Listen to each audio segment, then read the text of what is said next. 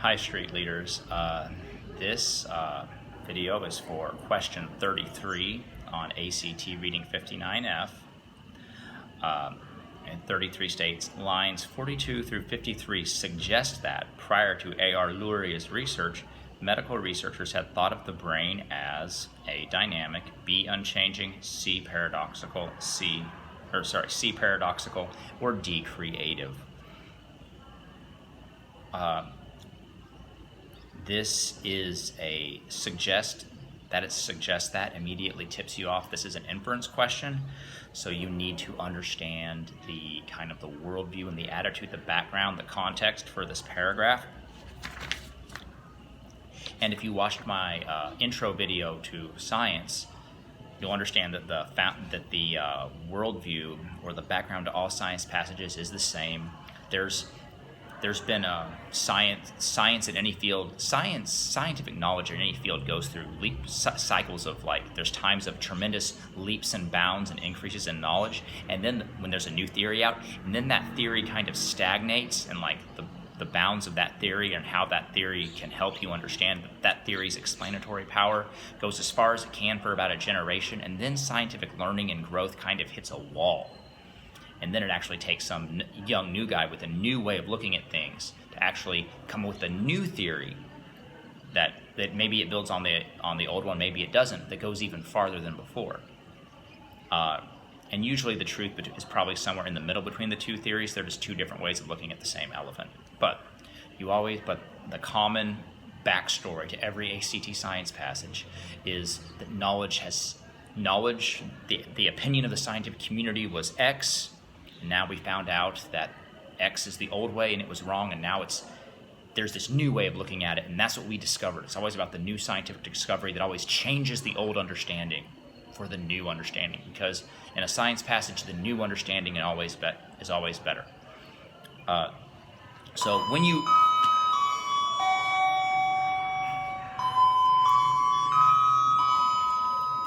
My timing is...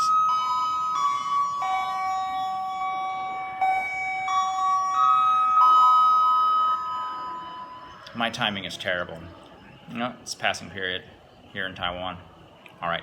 But when you read every science inference question and every science passage with this attitude, the right answer to every question just becomes so obvious.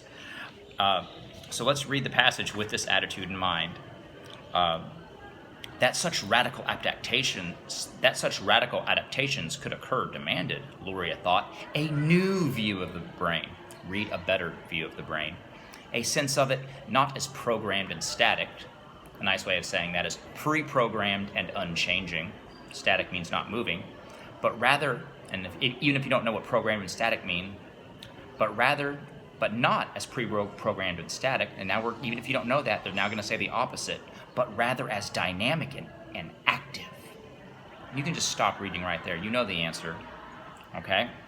Well, if the new view is that the brain is dynamic and active, then whatever programmed and static mean, they have to mean unchanging, because dynamic and active, powerful and moving, is the opposite of unchanging, okay?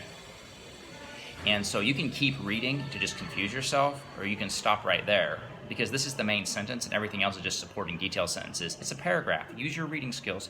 You don't need to read the whole paragraph, especially if they tell you to read the whole paragraph. You got all the evidence. Read the whole paragraph if you need to. But if you get the main idea from the topic sentence, go with it. The answer is right away B, unchanging. Okay? Because that's what programmed and static must mean because this new view of the brain is that it's dynamic and active.